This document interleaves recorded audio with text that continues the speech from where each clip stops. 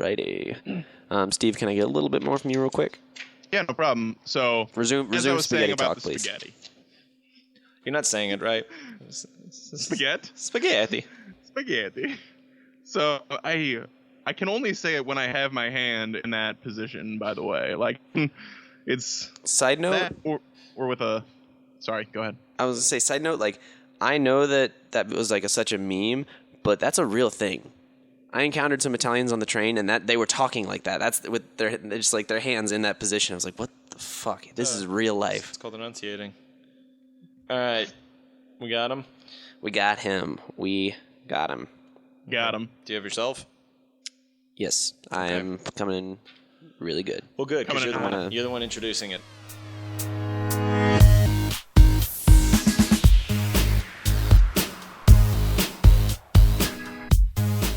Welcome to Three Wise Radio, the podcast where we talk about movies, media, video games, TV, televisions, the internet, and pretty much the internet and pretty much everything else media related. My name is Garret Welker. Joining me today is Sam Pixley. That's me. Yeah. I'm excited to talk about TVs with you. Good.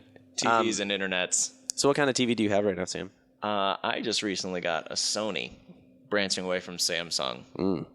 It has pictures on the screen and they move, so the key requirements for television have been met. Sold. All right. Joining us today to talk about all the stuff we're going to talk about is our good friend from Movie Versus, Steve. How you doing today, Steve? I'm doing pretty well. How are you guys doing today? Doing great. Doing great. Excellent. How's your weekend? Not bad. I too am excited to talk about both TVs and television. Excellent. That's so meta. Or as I like to call it, the talkies. I guess that is for proper terminology. So, Yeah. fair enough. We are going to be getting into some headlines today, talk a little bit about the nationwide phenomenon, the worldwide phenomenon, which is it. Mm-hmm. And then we're going to be taking a look into the taboo of nerd culture, I would argue, anime, with a review of Deathnote, the Netflix adaptation. Yeah, I feel like which is acceptable because it's not actually anime, so it was okay for us to watch it. Right, exactly. Exactly. We will get more into that later, but first, video game news. How does everybody feel about the big South Park controversy for Fractured Butthole? I don't know. I have not heard about Garret, I'm glad to hear you're unfamiliar. Steve, it sounds like you are slightly familiar. I know what you're talking about. Yes, so in the new video game, Fractured Butthole, when you are selecting your character's screen, it sends you to the difficulty level of the game. And as the game gets more difficult, your character becomes increasingly more black. Oh. At which point Cartman says, this doesn't affect combat, just every other part of your life. Oh. They're getting a little bit of heat. I actually, to expand on that, if you read a little bit further in, what happens is it doesn't affect combat, but it affects how people talk to you and the amount of money you get from winning battles. Correct. Wow. Wow. That's perfect South Park, though. I mean, yeah, it is. It's still just like, wow. I mean, I believe other people would get flack for that, but they would not, because this does just so perfectly fit into them making social commentary, but also doing it, and they do a really good job, sort of like how Jon Stewart was with The Daily Show. They do a really good job of even people that like maybe are against what they think or things, they still respect the humor in what they put together. Mm-hmm. So I think that they do a good job of that. I mean, it's definitely kind of hard for us to comment on and not sound like a bunch of jerks. But yeah, it is a very interesting take on that sort of thing in society right now.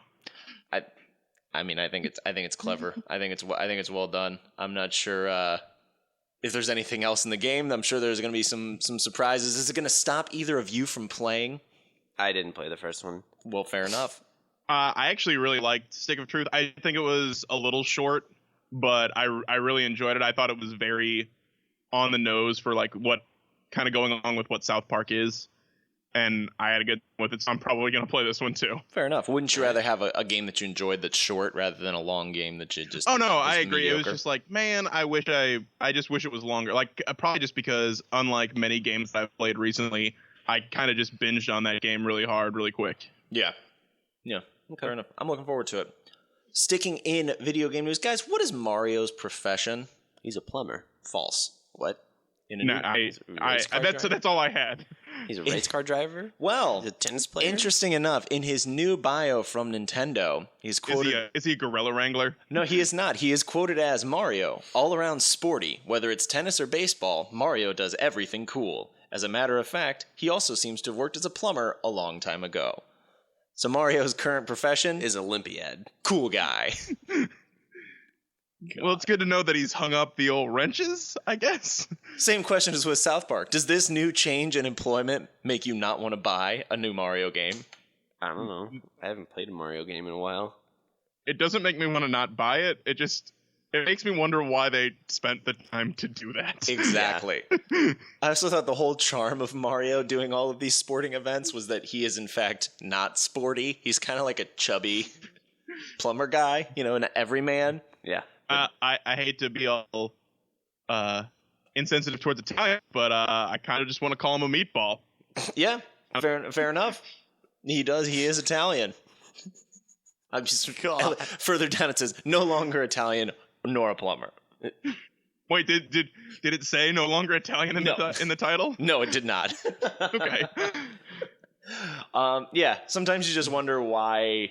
Who was sitting in a room and thought, you know what, we really need to bring Mario to modern times. He's beyond the plumber now. He's beyond that. He's transcended plumbing. But he still remembers his past. Remembers his roots. Because he was once a plumber.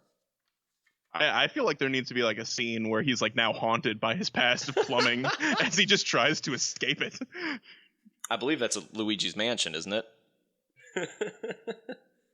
I mean, I guess kinda. Not at all. But there's ghosts in that. You said haunting, so I made the connection. Moving on. Bigger. I can't go along with a joke if you throw it away, Sam. Fair enough. Bigger and wildly more important news. Colin Trevorrow is out as director of Episode 9 for Star Wars. Yeah. Originally quoted as artistic differences. Thoughts, comments, concerns? Isn't it always as artistic differences, though? Yep. I think we talked about that when one of the directors left Flash. It was just... Everyone's got artistic differences. Steve, thoughts?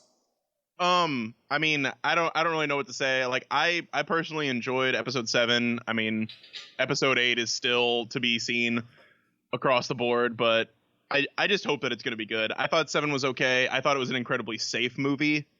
Like, it seemed like a response to all the flack they got for the prequels. Mm-hmm. And they were just like, let's kind of more or less redo Episode 4 and just kind of put a little few different spins on it. People like that. We'll play it safe and then see what happens for 8 and 9.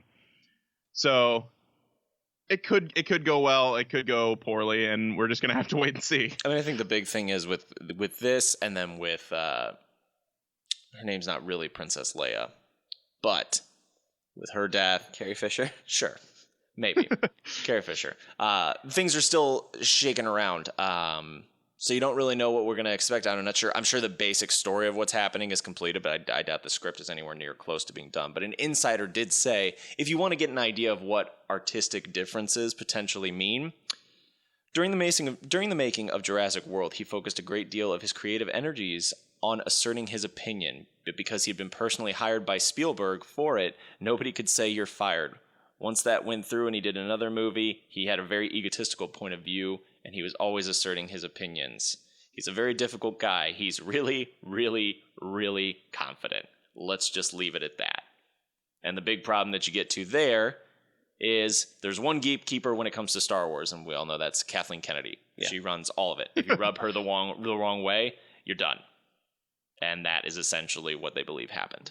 Damn.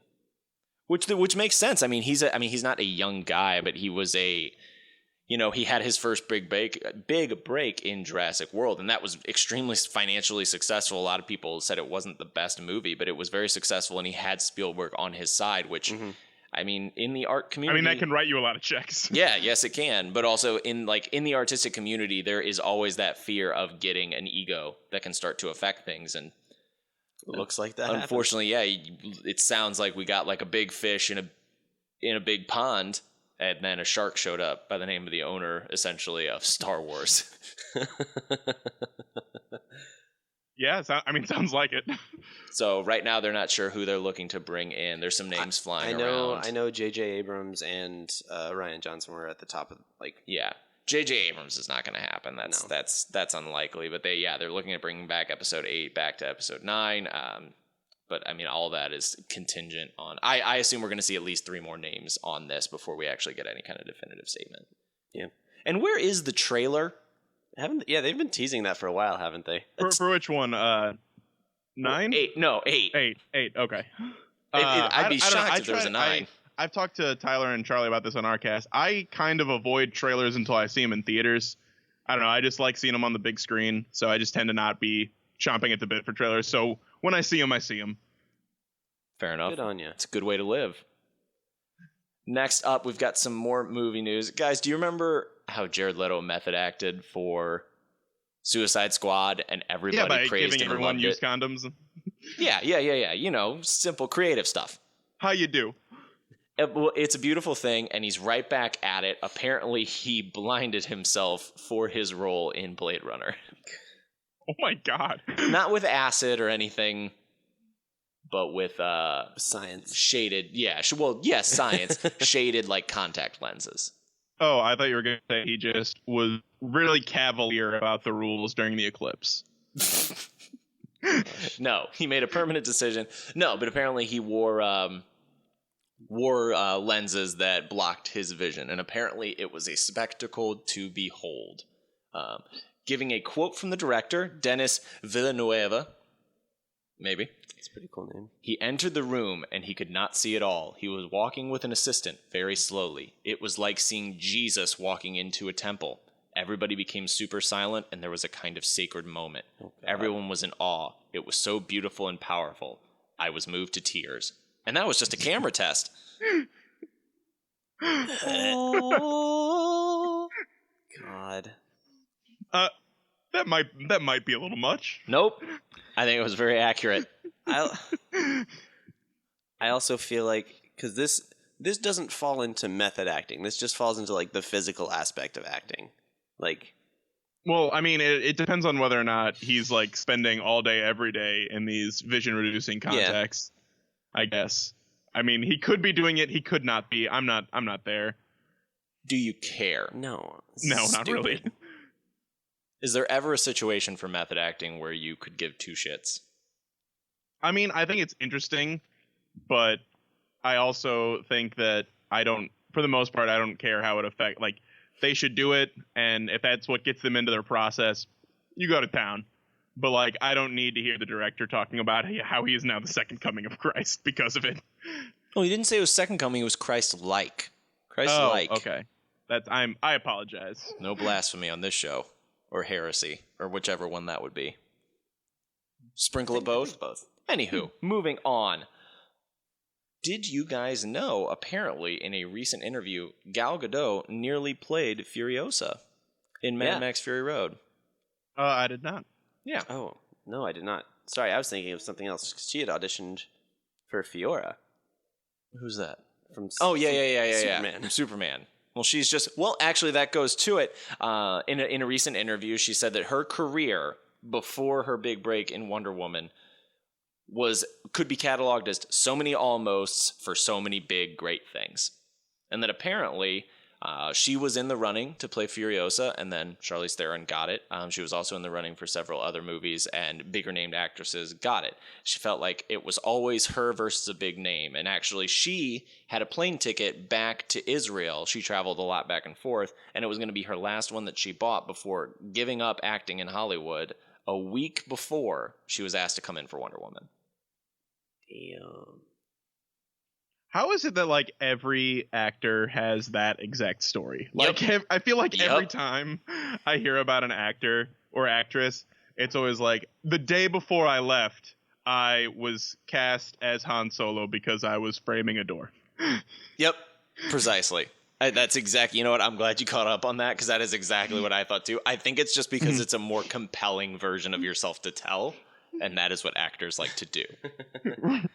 Yeah. True.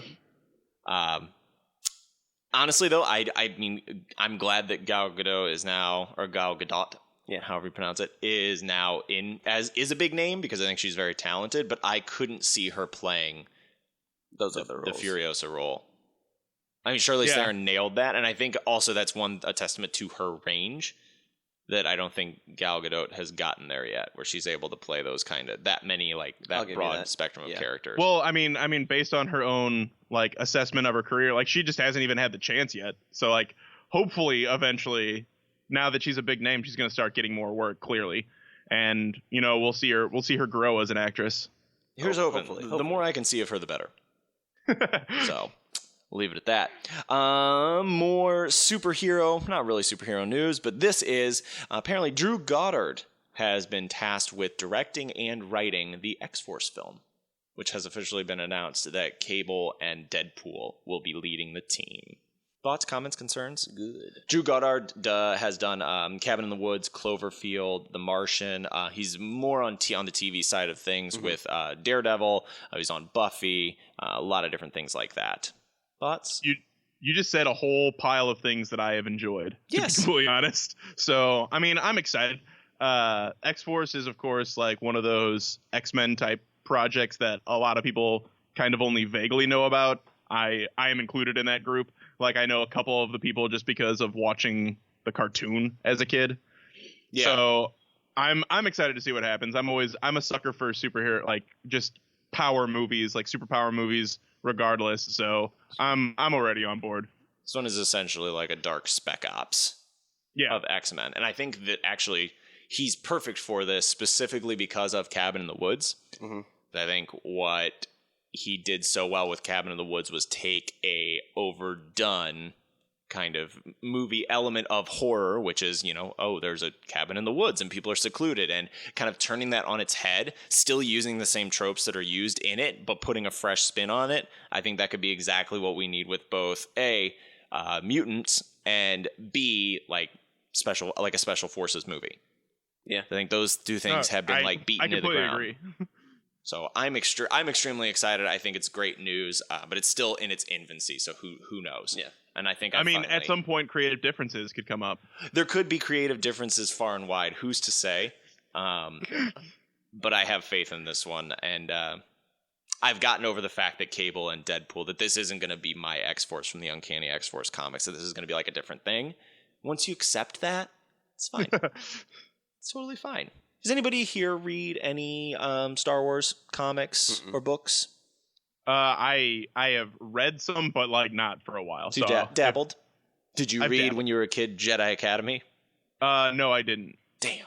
All right, fair enough. I'm sorry. All righty. Well, recently I only say because recently in Darth Vader number 5, it is revealed, and all of these are listed as canon now. Mm-hmm. It was revealed that in order to a Sith to get their red lightsaber, they have to kill a Jedi. Yeah. I was going to say a Skywalker. That's not what that is.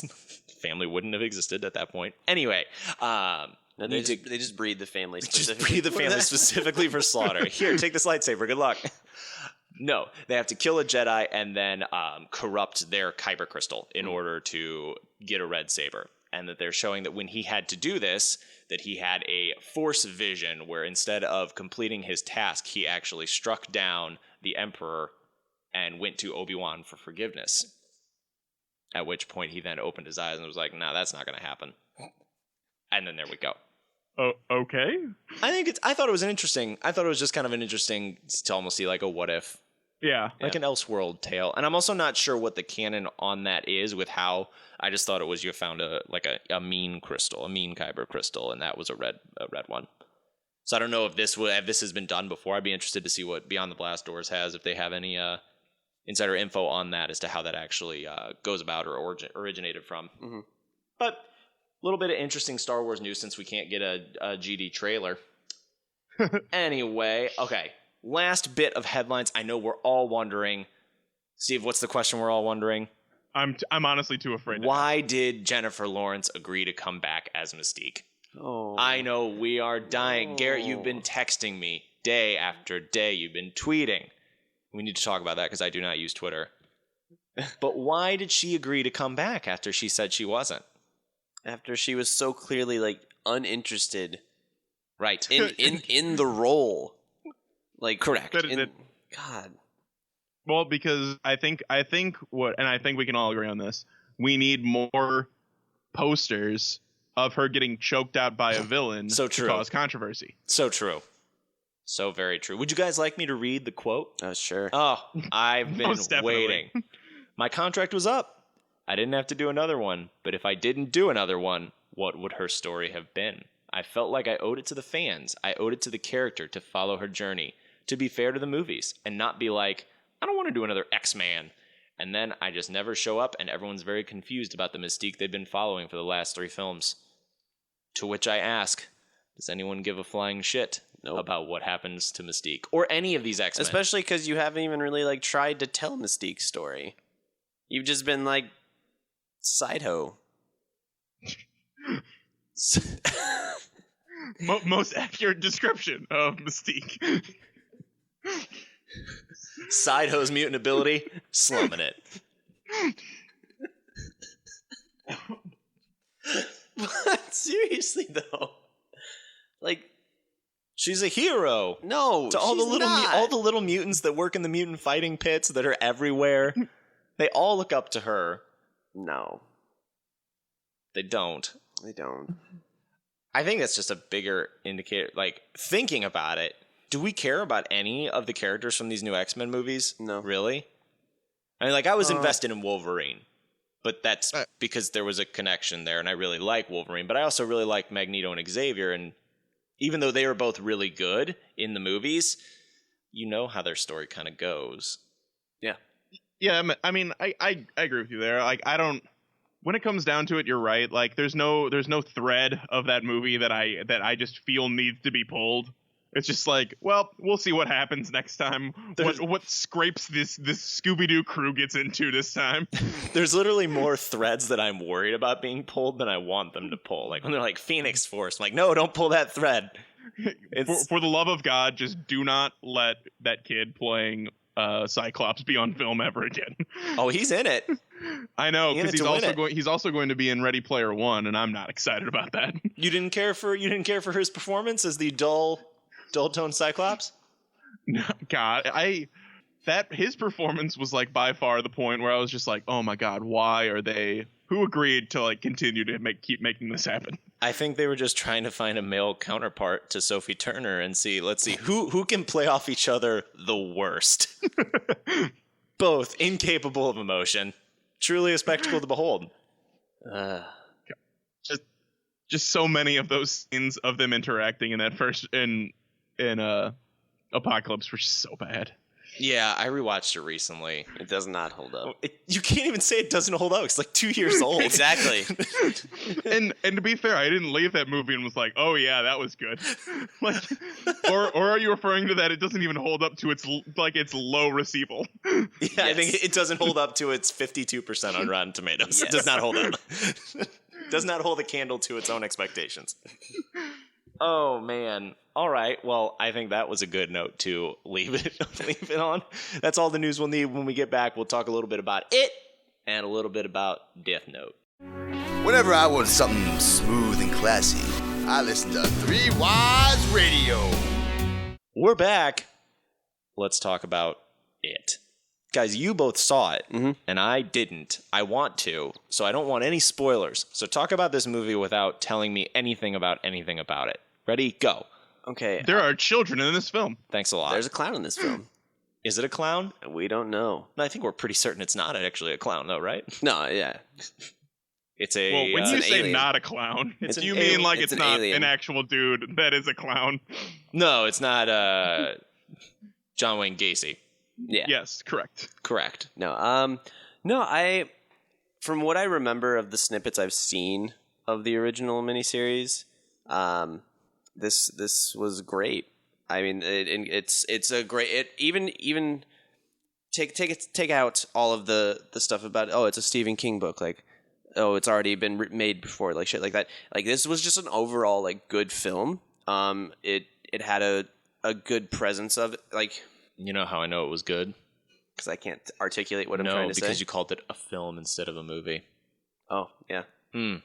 Powerful film. A triumph. So pretentious. But no, it did a good job of being really scary and terrifying, but also like just like weird and disturbing and unsettling. It wasn't like a slasher film or like a jump scare movie where it had a good sense of like what it wanted to be and it went with it. I completely agree with that because I love when a movie that has a R rating is about the presence and the feel and not just, oh man, am I going to see about 15 people's heads get lopped off every second? Which there was a trailer for Jigsaw, and I was just like, damn it, why can't we go back to Saw 1 where it was like just a creepy ambiance and not just every 5 seconds someone's face getting ripped open? You got to escalate. That's true. I guess that's true. But no, I completely agree with Garrett. Like I thought it was good. I don't feel like it was like a must see, but it was definitely like if you like that sort of movie, definitely go check it out. It was definitely a worth seeing. Was it too creepy? Yes. Too scary? There's the scene where the kid goes into the clown room, and that's my. I'm scared of clowns because of the potential for multi-clown attack. Yeah. Yeah. At that moment where like every clown could potentially be Pennywise. Yeah. No, I think the biggest jump scare was there was a jump scare that it just completely took me off guard because that's what they're designed to do. I mean, but the scene was going in a completely different direction, and then because like at that point in the scene, this is me being incredibly vague to avoid spoilers. Yes. But the scene was going in a direction that I had completely forgotten about Pennywise at the time, and when he appeared, it was well done in my opinion. You had forgotten about Pennywise? Yes, there was a scene where there were things that were going on that I was way more concerned about at the time, and when he showed back up, it got me. I mean, I was like, well played. I tease, but you're right. That's when a lot of horror movies are at their best is when they're engaging enough that you don't forget about the threat, but you get to the mode where you're like, okay, we're in a safe zone. Like this is the part where I just beat the boss, and now the next 10 minutes or so are going to be, okay. And then bam, false. Well, actually, it wasn't quite that. It was different. There was like a different threat present where you're like, okay, we got to deal with this right now. Gotcha. And then you're like, oh no, I forgot. Pennywise is way more of a threat than that. Opportunistic alien thing. Yeah. It's a Bogart. It's a lot of things, apparently. The Ding Dong Slim Slam, whatever you want to call it. Yep. Well, actually, it's doing very well in theaters. It's getting great reviews. As of right now, I believe it made $51 million on Friday. And is currently high expectations. It could potentially get $120 million by the end of the weekend. Not bad considering it cost $35 million to make. Yeah. Wow, yeah, that's really impressive. I mean, it's wildly successful. Yeah, and it's always easy to like keep the cost of a film down when you're just like, you know how you keep costs down? You hire a bunch of like basically unknown child actors and pay them in like candy. I don't know, candy? Yep. You're exactly right, but also just horror movies are cheap, and that's the reason why they work so well. That's the reason so many young actors get started in it is because it's cheap, it's easy to do, not necessarily always well, but it's easy to put together.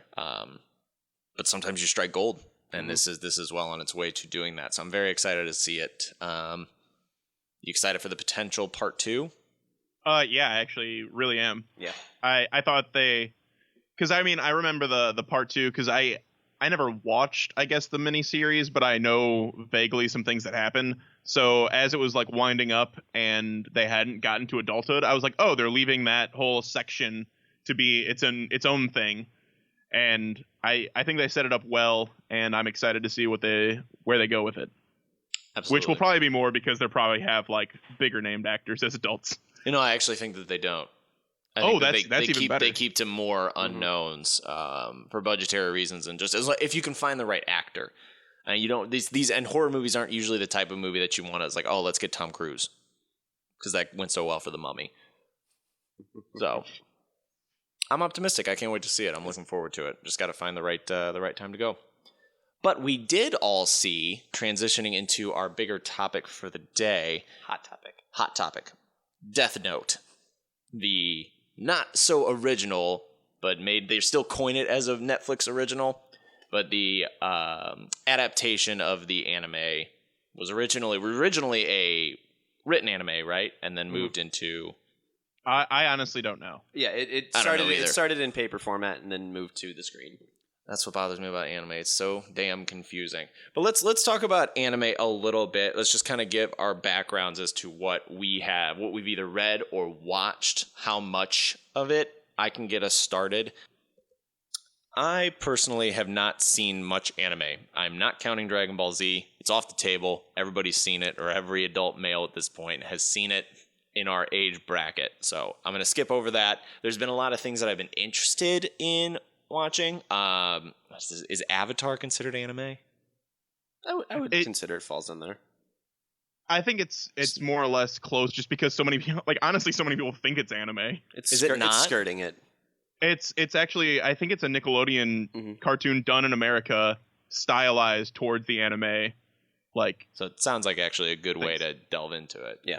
Yeah. And Avatar's super good. Yeah. I want to watch Attack on Titan or read Attack on Titan. There's a few other things. But so I do not have a lot of info. I'm aware of a lot of things that exist, but nothing past sort of the mainstream. Okay. Yourselves? Steve, what you got? I watched a lot of anime when I was in, I guess, late high school, early college. Yeah. I was part of those people that were downloading Naruto with fan subs and things like that. I remember distinctly buying on eBay a CD-ROM with all of Naruto manga up until that point that had been fan scrubbed out, and then just had Word, MS Word, printed over so I could read it, that sort of thing. But more recently I haven't done that. I know some of the bigger animes that people have watched. So I know things like Hunter x Hunter, because every time I call it Hunter x Hunter, my real big anime friends yell at me. You have real big strongmen anime friends? No. I just have friends that are huge into anime, gotcha. And if you say things wrong, they get very upset. That's sad. And you have to apologize to them otherwise. They sound like great guys. Or girls. I don't know. No, they're fine. They really don't care, but it's one of those things that I do sometimes to annoy them. Fair enough. Garrett? I'm kind of in the same boat. A lot of my stuff came from Toonami, Adult Swim. The good old days. The good days, yeah. My core three that I would recommend to anyone who's trying to get into it are Full Metal Alchemist, Trigun, and Cowboy Bebop. Just because they all have Full Metal Alchemist had a really good take of what if magic had kind of taken over rather than industrialization, and what would the world kind of turned into from that? Trigun, Cowboy Bebop are both just kind of space westerns almost. Cowboy Bebop especially, but they're just really well written shows, and I enjoy how they play out. Let's see, what else? You said Avatar, Dragon Ball Z. I had a lot of Asian friends that got me into anime early on. So stuff like Inuyasha, Sailor Moon, stuff like that. So I don't know what the hell those are. Yeah, exactly. Inuyasha was good. I would add Outlaw Star to the old Toonami Adult Swim stuff. That and Yu Yu Hakusho were two big ones that I watched a ton when I was younger. Yeah. See, and this is what brings me to my question, because I don't know what the hell you guys are talking about. I think it also doesn't help that you're speaking it's all vaguely Japanese. Yes, it's all vaguely Japanese.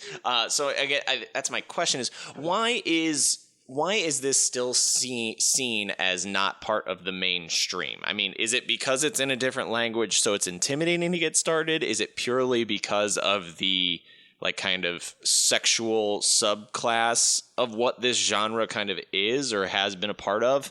What is it that's making it so hard? Anybody can openly now say oh, I really like Wolverine. He's my favorite. But we don't really talk too much in the open about it's manga. Yeah, manga.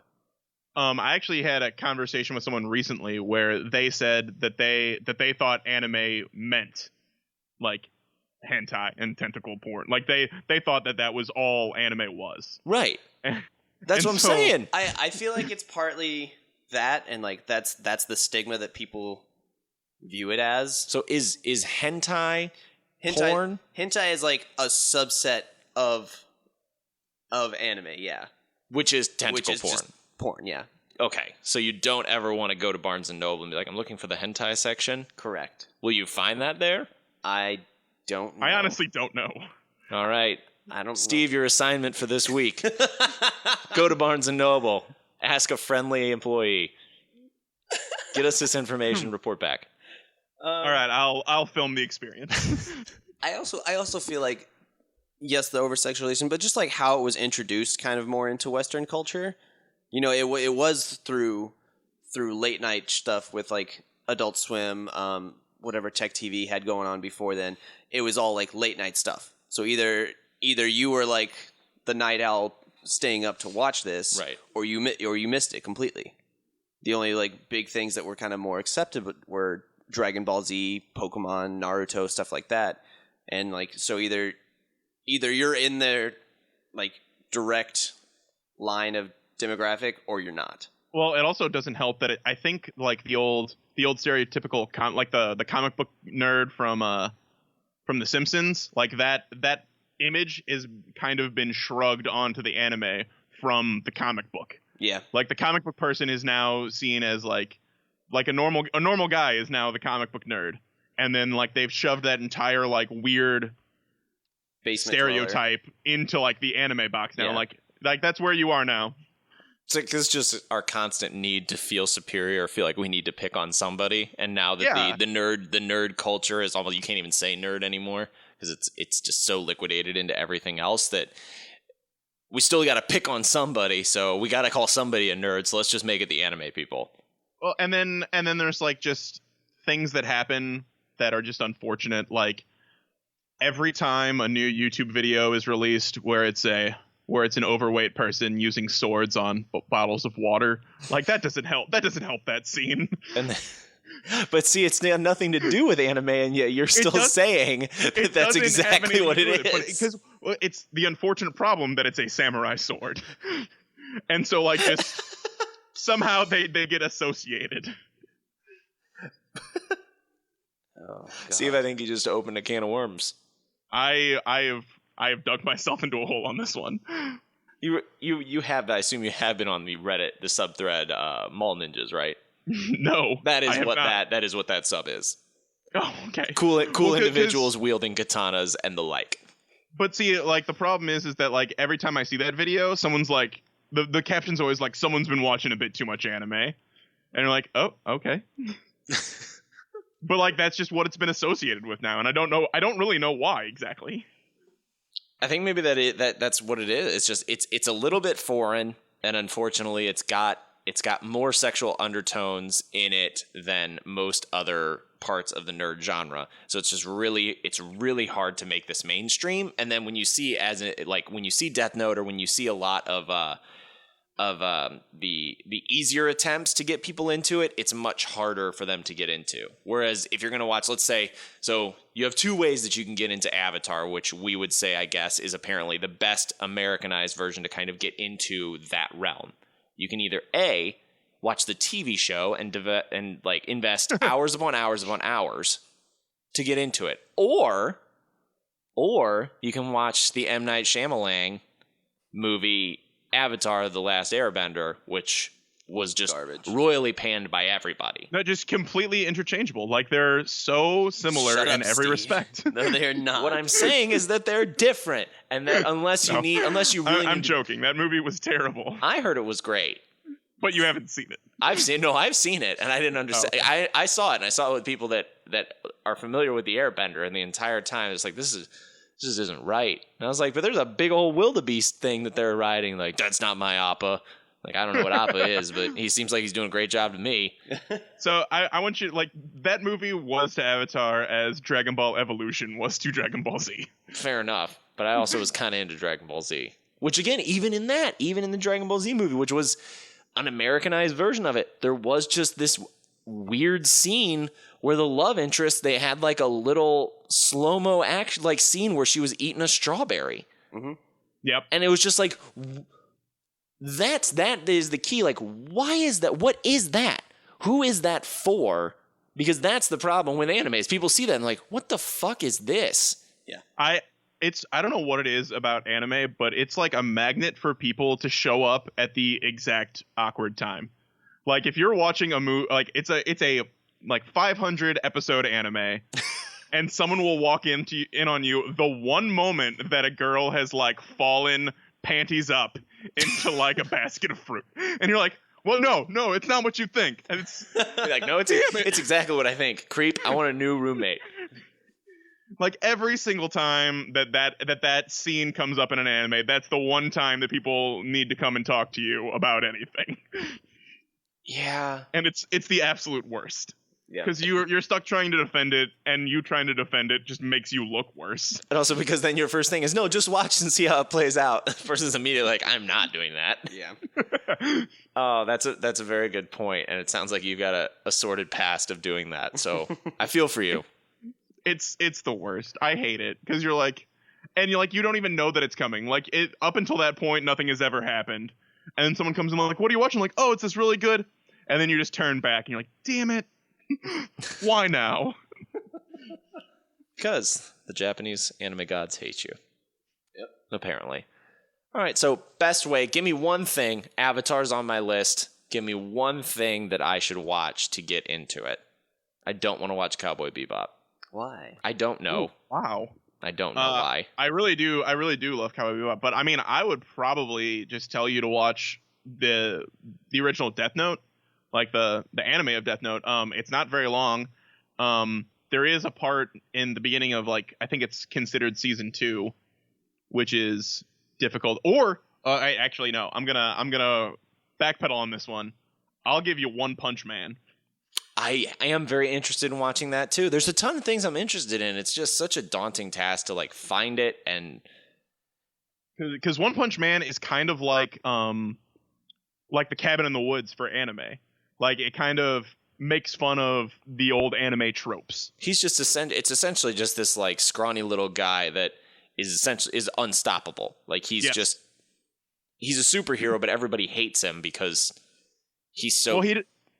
Like it kind of develops in a weird way because people don't think he's as good as he is because he's really done. Like he actually goes and takes a superhero test and he gets a terrible grade, so he's like a C-class hero. And then when he's so strong, when he shows up and beats somebody, they just don't believe it's him. So they're like, you're just riding on the coattails of some other hero, you jerk. Well, that's bad. But like it does a really good job of like deconstructing like the tropes of anime and kind of poking fun at them while also somehow embracing them. It's a very weird thing, but it's hilarious. Yeah, that's Cabin in the Woods. That's good. That's good writing. So okay, maybe that will be my first stop. And it's really short. There's only 13 episodes as of right now. That's the way. I like it. Alrighty. Well, hopefully we've figured all that out. If anything I've learned, it's Google manga, not hentai. Yep. Definitely. Words to live by. All right, team, gather around. We're 10 points down, 10 seconds out. We need everyone to huddle in. We're gonna run 3 Wise Radio. All right, so let's talk Death Note. Netflix original, quasi-original series, based off the anime, based off the manga of Death Note. Yes. We all saw it right off the bat. Thumbs up, thumbs down. Thumbs down. Thumb in the middle. Don't say thumb in the middle. Sounds weird. The old bison salute from Street Fighter. What does he mean by that? What? Like that sideways yes. thumb? I don't know. All I remember is Zangief doing it and then like them pushing it, like turning it up. Are you sure it's not just because their graphics are not that great, so the thumb's sticking out a little bit when it shouldn't? No, I'm talking about in the movie, the Street Fighter movie. He puts his hand sideways, and then I think it's even Guile turns it up to like show like, no, you're on our side now. This is where you need to be.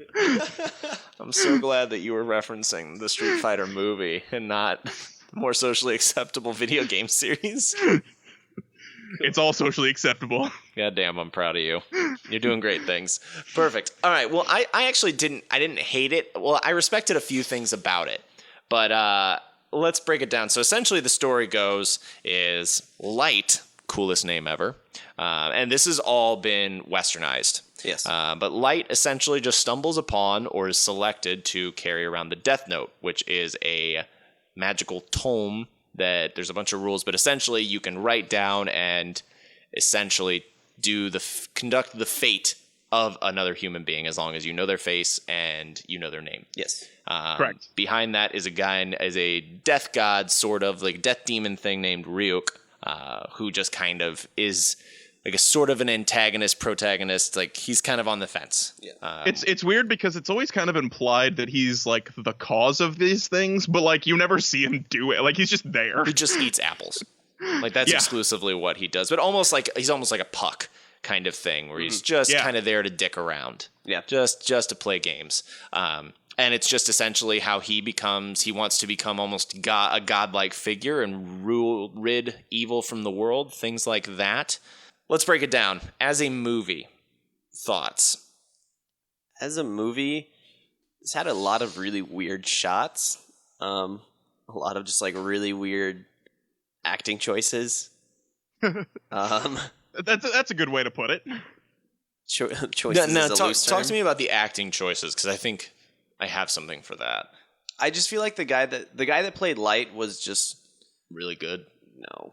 He was really bad. He seemed almost manic at times. Yeah. I think I thought there were times that he was really good, and then times where, well, I don't know. I think I at some points I kind of unfairly compare it to the anime because I've seen about half of the anime. Same. And so I think what they did with the amount of time they had is probably what was necessary to try and pare it down to enough to fit into like an hour and a half sort of thing. Yeah. But because of that, his character was a lot different. And so like the character of Light was a lot moodier, a lot stranger, a lot more emotional. See, and the acting choices were kind of weird on that because he would get like really intense and then bothered.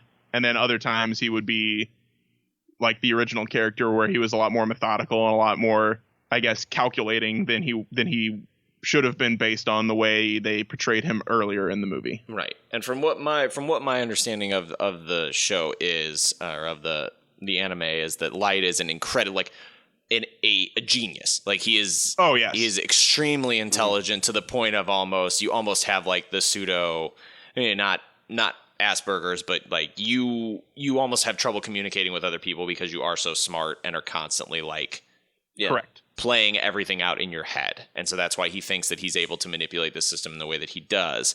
And you also have L, the pseudo antagonist, protagonist. I think that's what's most compelling about this movie. And again, it's the same thing with The Dark Tower. It made me very interested in the source material, which made me more forgiving of the lackluster content that I was seeing. Mm-hmm. Like this, I really loved the idea fair. that potentially this is a story where, similar to almost Game of Thrones, where the lines are incredibly blurred as to who is the good guy and who is the bad guy. I mean, you almost have your favorites, but when you have more time, you can develop these characters more and see, sometimes, like, I don't know how they break these up into chapters or whatever, but like in some books, Light's on the right path, and sometimes L is the guy that you're looking for or that you're rooting for. Mm-hmm. And I think in trying to almost hint at that here, as well as do some of the bizarre mannerisms, like clearly L is really into candy. Oh yeah, his character. He's all about sugar. It's all about sugar. Whereas that clearly, if I'm looking at it from that point of view, I'm like, okay, this is clearly a thing in the anime, and they're trying their best to make it a thing here. But without going into too much detail or having any kind of like resolution as to why he does that, it just seems like almost just like a quirk that's not really appealing to a broader audience. Yeah, that makes sense. Because I really liked the way they did L. I thought L was probably one of the most successful parts of the movie. in how it related to the old one, and I guess probably I don't know if standalone. It's so hard to kind of break away from what I know already, but I did enjoy his character a lot, and I don't know. I thought they were going to set it up almost for a sequel, which I would have liked more, because then it kind of draws it out and pulls it out into a more, I guess, full story. But I was all right with what they did. Yeah, I mean, I thought it served its purpose, and actually on Netflix's side, I was very impressed with the level of like gore, and you said some of the shots were a little bizarre, but I actually appreciated some of the things that they did, and that was one of the more impressive visually movies that I had seen Netflix put out. I mean, they were willing to show decapitations and like show the elements that needed to be shown. Did they look like the best thing in the world? No, but they were pretty good for a Netflix movie. Yeah. Yeah. So I was okay with that aspect of it. Yeah, the acting was a little shoddy at times, and I think there's again too much contact. The dad, personally, I thought was horrible.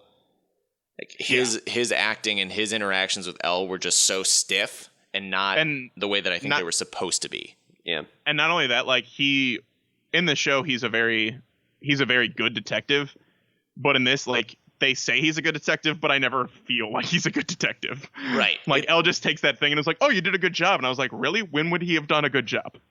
Right. That's exactly that exact scene is when he's like, these files are excellent. Your team's great. It's like, I don't have a team. It's just you. You're fantastic. Okay, cool. So he's good detective dad. Based on what? His only shots are at the dinner table, just being like, I'm not happy my wife's dead either, son. And scene. God. Like those things were so, like, there was clearly such, the pacing of the first half hour of this movie was so rough. It's like, hey, I killed somebody. Hey, what's that book? I can't tell you. Okay, here's what it is.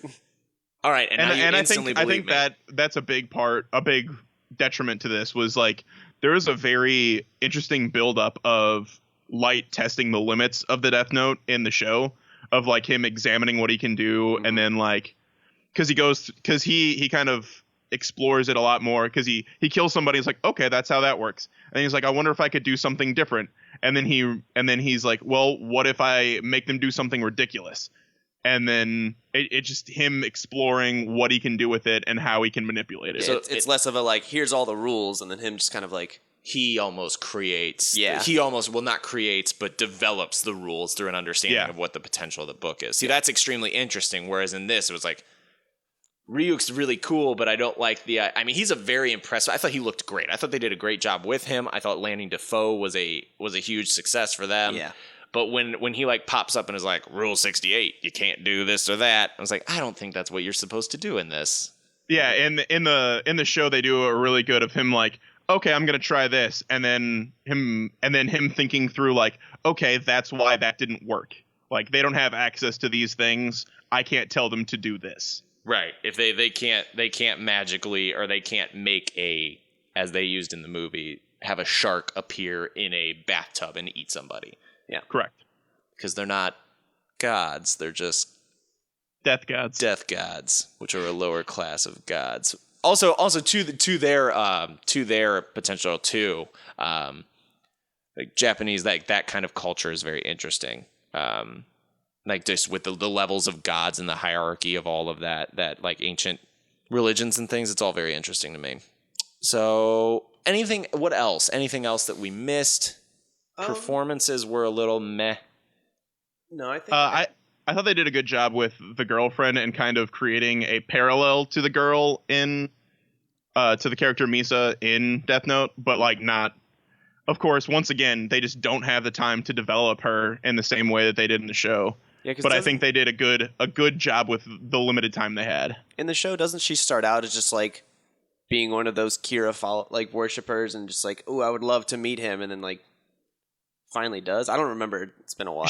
What happens is she really likes Kira as well, but she ends up with her own Death Note, and they meet because she's kind of bringing a bad name to Kira, because she too has a Death Note and is just going crazy, and Kira's like, okay, I gotta get this person to stop doing what they're doing.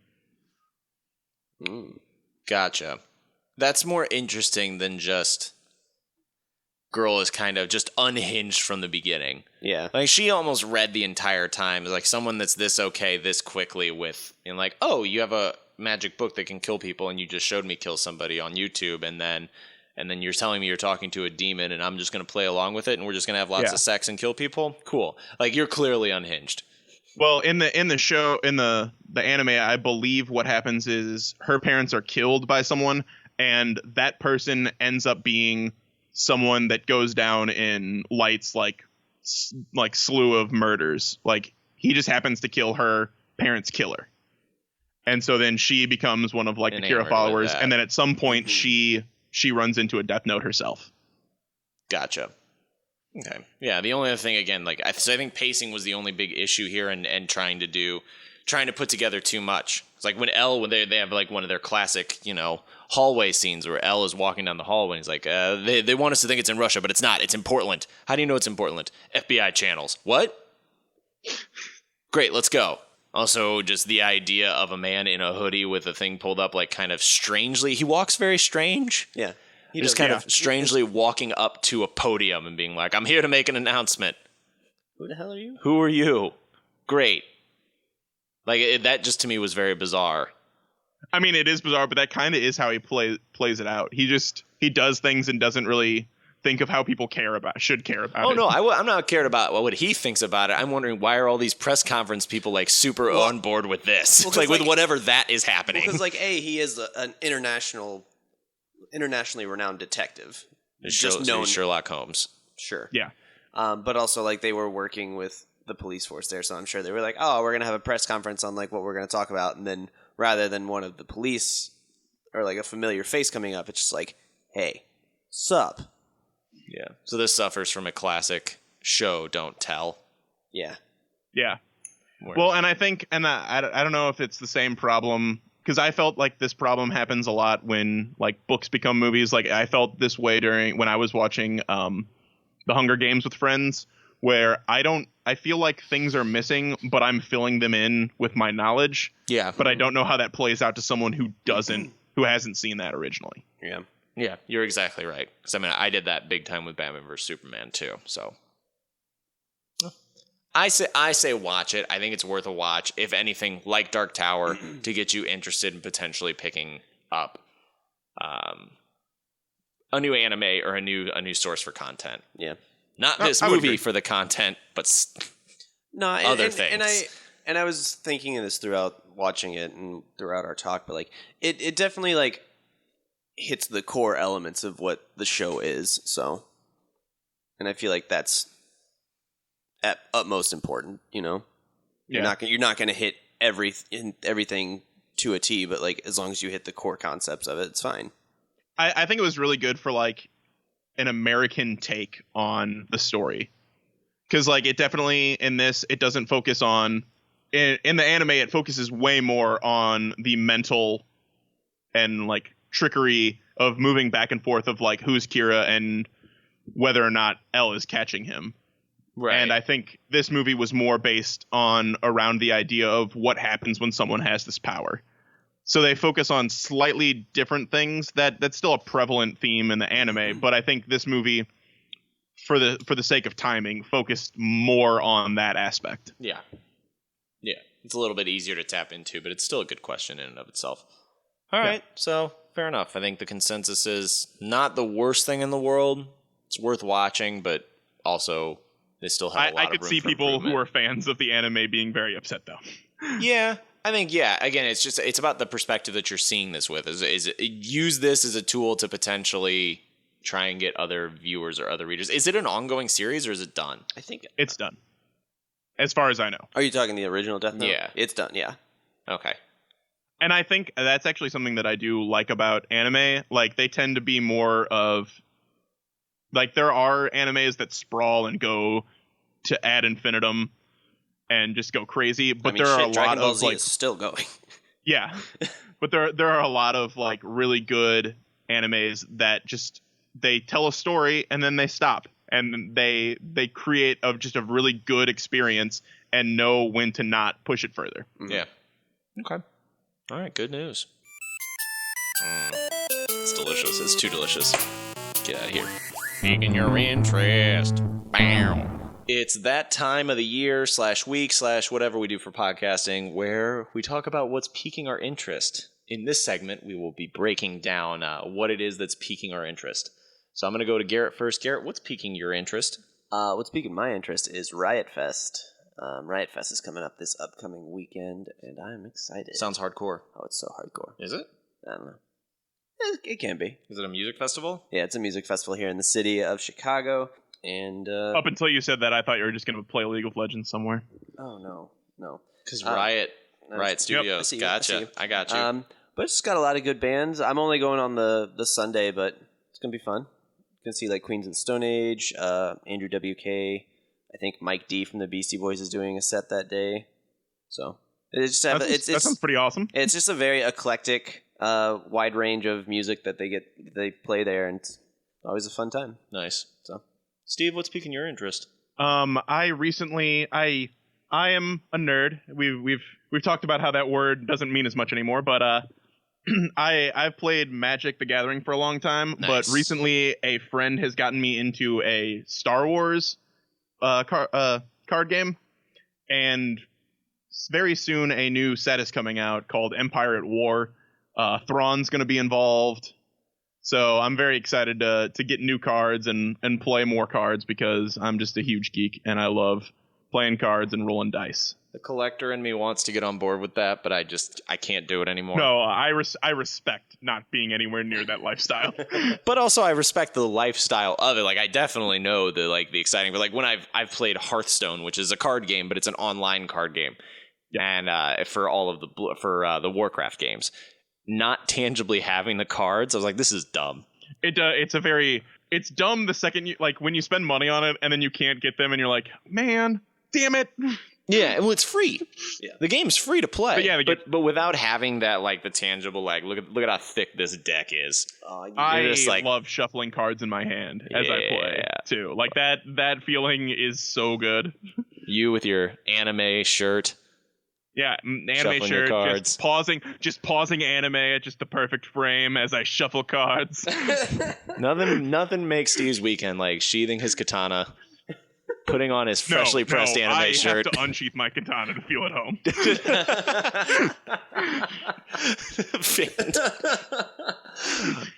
Well, that has piqued my interest, but also piquing my interest. We are about 10 minutes out to give you an exact time of when we record this. Football starts. We had Thursday Night Football already, but whatever. My team, the Green Bay Packers, go Packers, start today. So football season is well underway. It is fall. I am in love, and it is a beautiful thing. And that's all I've got to say about that. All right. It's all you need to say about that. You're damn right. You can find us on lots of different things. Like we've got a Facebook, we've got other things. Garrett, what do we got stuff? You can find us on Facebook at 3Wise Media. You can find us on Twitter and Instagram at 3Wise Radio. We are on Gmail. You can email us at 3wiseradio@gmail.com. We're on iTunes, Stitcher, any sort of podcasting site. I think we're on all of them. If we're not, let us know. We'll get there.